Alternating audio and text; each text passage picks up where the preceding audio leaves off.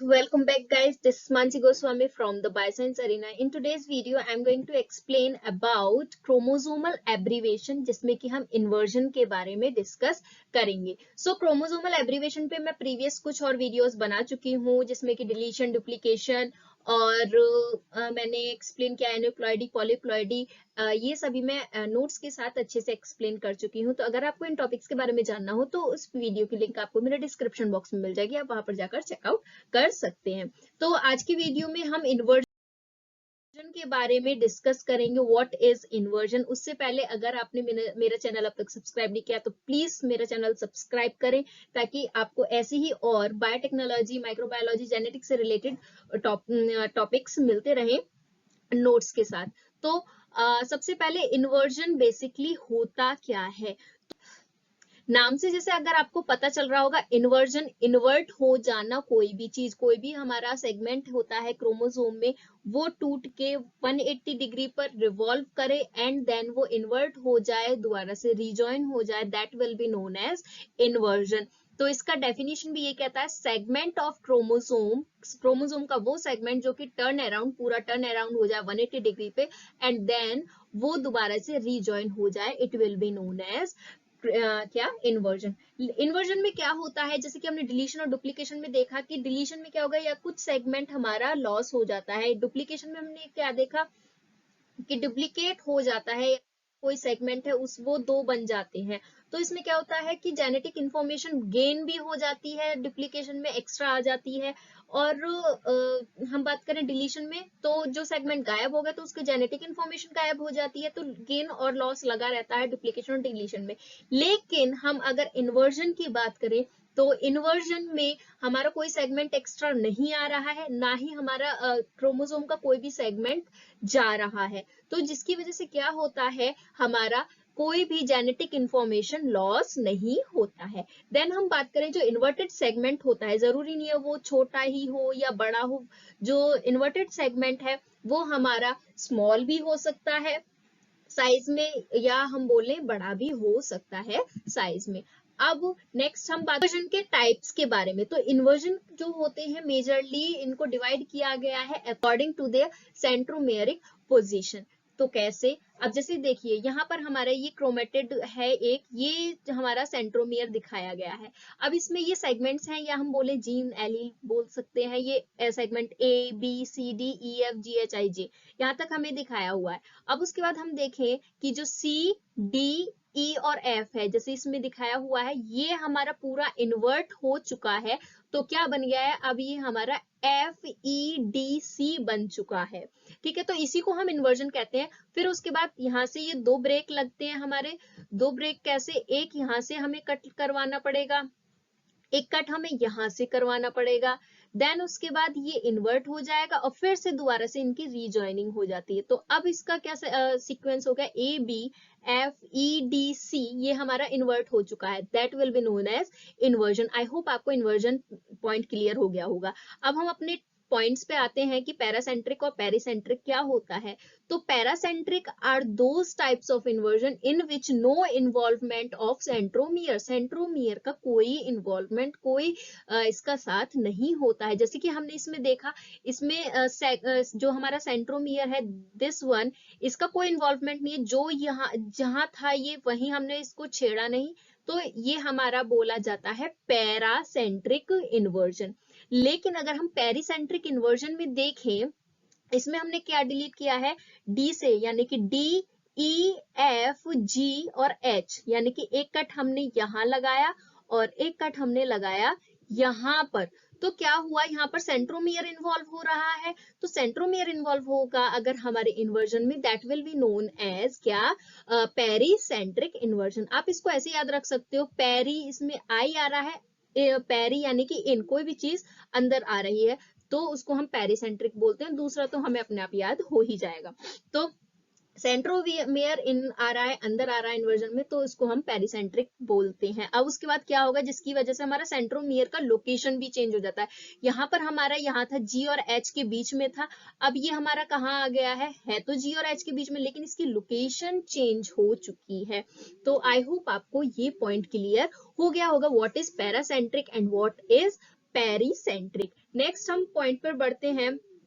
हाँ, एक और पॉइंट यहाँ रह गया, मैंने अभी बताया आपको कि हमारा इन्वर्जन में कोई भी लॉस और गेन नहीं होता है, लेकिन इन्वर्जन में क्या हो सकता है, मान लीजिए हम जैसे यहाँ पर कट लगा रहे हैं, बी और सी में कट लगा रहे हैं, हो सकता है यहाँ पर भी कोई जीन प्रेजेंट हो और वो जीन बहुत एसेंशियल हो इस पूरे क्रोमोसोम को वर्क कराने के लिए। तो क्या होगा, तो अगर यहाँ पर हम कट लगाएंगे, ये जीन हमारी नॉन फंक्शनल हो जाएगी, वर्क नहीं कर पाएगी, तो इस वजह से कुछ चेंजेस आ सकते हैं हमारे इस क्रोमोसोम को फंक्शन करने के लिए। तो ये मेन कारण हो सकता है इन्वर्जन में।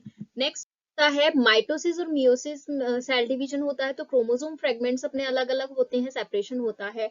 तो माइटोसिस में तो ये जो इन्वर्जन होता है कोई दिक्कत नहीं करता है, कोई प्रॉब्लम क्रिएट नहीं करता है, क्योंकि माइटोसिस में कोई क्रॉसिंग ओवर नाम की चीज होती ही नहीं है, सिंपल अपना सेपरेशन हो जाते हैं क्रोमोसोम्स। लेकिन जो मियोसिस सेल डिवीजन होता है जो कि गैमेटिक सेल्स में होता है, उसमें क्या होता है, क्रॉसिंग ओवर होता है क्रोमोसोम्स का। तो इन केस जिस सेगमेंट का क्रॉसिंग ओवर हो रहा है वो ही सेगमेंट हमारा क्या हो जाए, इन्वर्ट हो जाए, इन्वर्जन हो जाए उसी सेगमेंट में, तो हमारा क्रॉसिंग ओवर कैसे होगा, जैसे कि हम यहाँ पर देख सकते हैं, जो इसमें क्या दिखाया है हमें, A B C D E F, ये वाला हमारा बिल्कुल नॉर्मल है, इसमें कोई दिक्कत नहीं है। आफ्टर रेप्लिकेशन के बारे में बात कर रहे हैं। देन उसके बाद जो इन्वर्जन हुआ है हमारा इस वाले क्रोमोसोम में हुआ है, कैसे, ए डी सी बी ये इन्वर्ट हो गए ही हैं। तो अब क्या होता है, जो अगर नॉर्मल क्रॉसिंग ओवर होती है मियोसिस में, क्या होगा, जैसे कि सी के बाद इस तरीके से यहाँ से क्रॉसिंग ओवर होनी चाहिए, यानी कि यहाँ डी आना चाहिए सी के बाद, लेकिन यहाँ तो बी है। तो इस तरह की प्रॉब्लम क्रिएट हो जाती है during meiosis because of inversion. तो इस केस में क्या होता है, क्रॉसिंग ओवर तो हमें करानी है, चाहे कैसे भी हो, सेल को अपना जो उसका काम है वो कैसे भी कराना है, चाहे थोड़ी मेहनत करके करे या ज्यादा मेहनत करके करे, उसको कराना तो है ही। तो इसमें जो हमारा सेल होता है बेचारे को थोड़ी सी और ज्यादा मेहनत करनी पड़ती है, लेकिन जो उसका काम है वो अच्छे से करता है। अब चाहे प्रॉब्लम हो, एबनॉर्मल चाइल्ड आए या जो भी आए, वो उसका दिक्कत नहीं है। तो इस केस में क्या होगा, जिस क्रोमोसोम में या जिस फ्रेगमेंट में हमारा इन्वर्जन हुआ है, तो क्रॉसिंग ओवर करने के लिए इस बेचारे को क्या करना पड़ता है, इसको लूप बनाना पड़ता है। इस तरीके से लूप के इसको कैसे, जैसे थर्ड वाला क्रोमोसोम है तो ये इस तरीके से लूप बना रहा है, फोर्थ वाला क्रोमोसोम है ये इस तरीके से ये लूप बना रहा है, तो इसको लूप बनाना पड़ता है तब जाके अच्छे से क्रॉसिंग ओवर होती है। तो ये लूप बनाने का फंडा क्या है, ताकि अब आप देखें जो पहला और दूसरा क्रोमेटिड है हमारा, इसमें ये तो सिंपल थे, तो इसमें A B C D E F ये सीधे इसी तरीके से आ गए। अब हम सेकंड क्रोमेटिड के बारे में बात करें तो A B C D E F ये भी इसी तरीके से आगे, कोई दिक्कत नहीं हुई। लेकिन जो हमारे थर्ड और फोर्थ क्रोमेटिड होते हैं, डी के साथ ही डी आना चाहिए, सी के साथ ही सी आने चाहिए चारों क्रोमेटिड में, तो इसलिए ये लूप बनाते हैं। I hope I am clear with this point.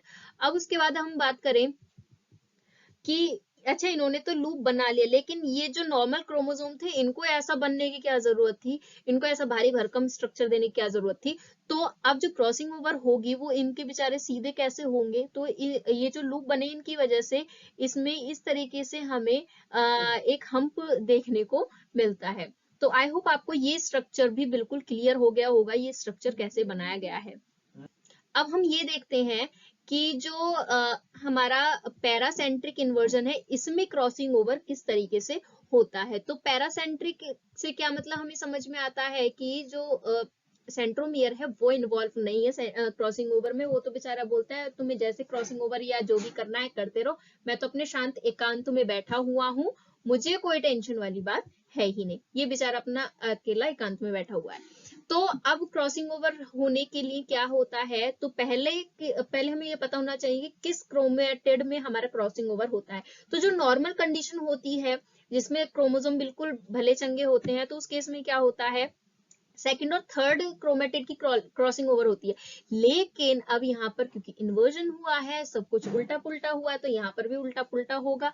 तो उल्टा पुल्टा यहाँ क्या होगा, ये होगा कि जो क्रॉसिंग ओवर होगी अब सेकंड और फोर्थ क्रोमेटिड की होगी। तो ये हमें ध्यान रखना है, इन्वर्जन में सेकंड और फोर्थ क्रोमेटिड की क्या होगी, क्रॉसिंग ओवर होगी। अब हम देखते हैं, तो पहला जो क्रोमेटिड है इसमें कोई क्रॉसिंग ओवर नहीं है, ये हमें ऐसे का ऐसा ही मिल जाएगा, A B C D E F. तो ये हमें ऐसे ही मिल गया, A B C D E F. NCO से क्या मतलब है, नो क्रॉसिंग ओवर, कोई क्रॉसिंग ओवर नहीं हुई, नॉर्मल सीक्वेंस हमें यहाँ पर मिला है। अब हम दूसरे फ्रेगमेंट की बात करें, क्रोमेटिड की बात करें, तो यहाँ पर क्रॉसिंग ओवर हमें देखने को मिलेगी, और वो कैसी होगी, ए बी सी, उसके बाद सी के बाद यहाँ क्रॉसिंग ओवर हुई, तो ये फोर्थ क्रोमेटिड जो है हमारा, इसके साथ मिल जाएगा डी, देन ए। इस तरीके से ये हमारा क्रोमेटिड बना लेगा। तो इसका फ्रेगमेंट किस तरीके से आएगा, हमारा ए बी सी डी और ए हमारा दूसरे का फोर्थ क्रोमेटिड का सेगमेंट है। तो इसमें हमें क्या देखने को मिल रहा है, सिंगल क्रॉसिंग ओवर हुई है, एक बार क्रॉसिंग ओवर हुई है। डाइसेंट्रिक का क्या मतलब है यहाँ पर, अब आप अगर देखेंगे तो इसमें दो सेंट्रोमियर आ रहे हैं। पहला वाला हमारा ये सेंट्रोमियर है, देन उसके बाद हम आगे बढ़ेंगे तो इसका ये वाला सेंट्रोमियर हमारा साथ आ रहा है। तो जिस क्रोमेटिड में दो सेंट्रोमियर साथ आते हैं, उस क्रोमेटिड को हम बोलते हैं डाइसेंट्रिक। डाई मीन्स दो, सेंट्रिक यहाँ पर इंडिकेट कर रहा है सेंट्रोमियर को। तो आई होप आपको ये टर्म क्लियर हो गया होगा। डाइसेंट्रिक, एक्रोसेंट्रिक बहुत इंपॉर्टेंट पॉइंट है इन्वर्जन को समझने के लिए। उसके बाद यहाँ पर हम देखें, हमें यहाँ इस क्रोमेटिड में डुप्लीकेशन भी देखने को मिल रहा है। जैसे कि ए है, तो ए का एक और डुप्लीकेट आ गया है यहाँ पर। उसके बाद डिलीशन भी देखने को मिल रहा है। डिलीशन कैसे, यहाँ पर ई और एफ तो है ही नहीं, तो ई और एफ का यहाँ पर क्या हो गया है, डिलीशन हो गया है। तो दोनों केस हमें देखने को मिलते हैं पैरासेंट्रिक इन्वर्जन में। देन हम थर्ड क्रोमेटिड की अगर बात करें, तो थर्ड क्रोमेटिड हमारा किस तरीके से यहाँ पर बनेगा, तो ये जाएगा इस तरीके से, ए, देन उसके बाद क्योंकि थर्ड में भी कोई भी हमारा क्या नहीं हो रहा है, क्रॉसिंग ओवर नहीं हो रही है, तो हमें जैसा ये था ऐसा का ऐसा ही मिलेगा। तो no crossing over, inverted sequence मिलेगा हमें, डीसीबी हमें इन्वर्टेड सीक्वेंस मिल रहा है। और उसके बाद सिंगल क्रॉसिंग, सॉरी ये फोर्थ का है, तो ये हमारा थर्ड क्रोमेटिड का फंडा क्लियर हो गया। देन हम फोर्थ क्रोमेटिड की बात करें, तो फोर्थ क्रोमेटिड में हमें यहां से जाना पड़ेगा, तो एफ ई, देन उसके बाद बी सी, और ये यहाँ पर क्रॉसिंग ओवर होने के बाद डी ई एफ, इस तरीके से बना। तो ये हमें इस तरीके से हमें क्रोमेटिड फोर्थ वाला मिलेगा। सिंगल क्रॉसिंग ओवर भी एसेंट्रिक क्यों बोला, अब हम इसमें देखेंगे तो एक भी सेंट्रोमियर इन्वॉल्व है ही नहीं। तो जिस क्रोमेटिड में एक भी सेंट्रोमियर नहीं होता है, that will be known as acentric centromere. I hope आपको ये पॉइंट क्लियर हो गया होगा। और इसमें भी हमें डुप्लीकेशन और डिलीशन दोनों देखने को मिल रहा है। जैसे कि इसमें देखो, ए बी का क्या हुआ है, डिलीशन हुआ है, और डुप्लीकेशन किसका हुआ है, ई और एफ का डुप्लीकेशन हुआ है। तो आपको ये पैरासेंट्रिक आई होप क्लियर हो गया होगा, पैरासेंट्रिक में किस तरीके से हमारा क्रॉसिंग ओवर होता है। अब हम बात करते हैं पेरिसेंट्रिक के बारे में। तो सारे स्टेप सेम वही होने हैं, ये हमारा क्रॉसिंग ओवर होगा वगैरह वगैरह, लेकिन यहाँ पर क्या होगा, सेंट्रोमियर इन्वॉल्व हो जाता है। अब सेंट्रोमियर इन्वॉल्व हो गया है, तो यहाँ पर क्या प्रॉब्लम क्रिएट हो सकती है, यहाँ पर कोई प्रॉब्लम क्रिएट नहीं होगी, और बल्कि ये तो क्रोमेटिड के लिए बहुत अच्छी बात होगी, क्योंकि चारों के पास अपने अपने क्रोमेटिड आ जाते हैं। बस रिजल्ट डिफर हो जाता है पैरा और पैरी में, लेकिन जो मैकेनिज्म है वो सेम ही होनी है। जैसे कि हम इसमें बात करें, जो इन्वर्जन हुआ है पहला बिल्कुल सेम है, सेकेंड वाले में सेकेंड क्रोमोसोम में देखें तो यहाँ पर एक कट लगा है, यहाँ पर कट लगने के बाद देन उसका डीसीबी हो गया बीसीडी के बदले में। तो यहाँ पर भी इसी तरीके से बनेगा। पहला हमारा सेंट्रोमियर सेम ऐसे ही होगा, सॉरी क्रोमेटिड सेम ऐसे ही होगा। सेकंड और फोर्थ में हमारा क्रॉसिंग ओवर होगा, और जो थर्ड वाला है, थर्ड भी सेम एज इट इज ऐसे ही होगा।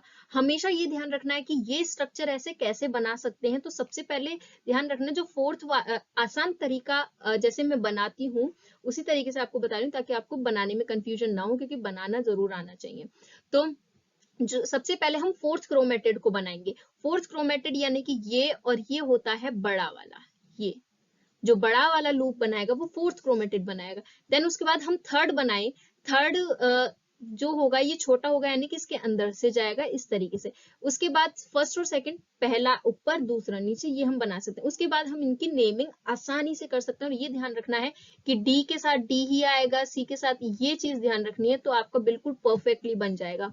और क्रॉसिंग ओवर जो हम कराएंगे फिर सेकंड और फोर्थ में कराएंगे, यानी कि सेकंड के पास में कौन सा है, फोर्थ वाला ही तो आ रहा है, ये बड़ा वाला, तो इनके बीच में हम क्रॉसिंग ओवर कराते हैं। तो ये पॉइंट आपको क्लियर हो गया। अब उसके बाद हम बात करें पेरीसेंट्रिक में क्या रिजल्ट हमें देखने को मिलते हैं, कि पहला तो बिल्कुल नॉर्मल होता है, जैसे कि हमें पैरा में दिखा, no crossing over, normal sequence होते हैं। लेकिन सेकंड में क्या होता है, सिंगल क्रॉसिंग ओवर होती है, जिसकी वजह से डुप्लीकेशन और डिलीशन हमें देखने को मिलता है। ऐसे ही थर्ड में हम बात करें, कोई क्रॉसिंग ओवर नहीं हुई, तो इन्वर्टेड सीक्वेंस ही हमें सिर्फ देखने को मिलते हैं। और हम सेकंड में बात करें, सिंगल क्रॉसिंग ओवर होता है, डुप्लीकेशन डिलीशन दोनों देखने को हमें मिलते हैं। तो आई होप आपको ये पॉइंट्स क्लियर हो गए होंगे। देन हम आगे बढ़ते हैं। सेल डिवीजन के दौरान हमने अभी देखा, जो जितना पढ़ा उसका कंक्लूजन मैंने की ये टेबल बनाई हुई है, यहाँ पर लिखा हुआ है, तो ये याद रखना जरूरी है।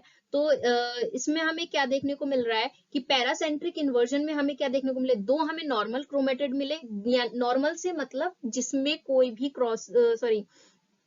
इन्वर्जन नहीं था, ठीक है। दो हमें इन्वर्टेड क्रोमेटेड मिले। अब इन दो में से एक तो डाइसेंट्रिक था, जिसमें दो सेंट्रोमियर प्रेजेंट थे, और एक हमारा एसेंट्रिक था, जिसमें एक भी सेंट्रोमियर प्रेजेंट नहीं थे।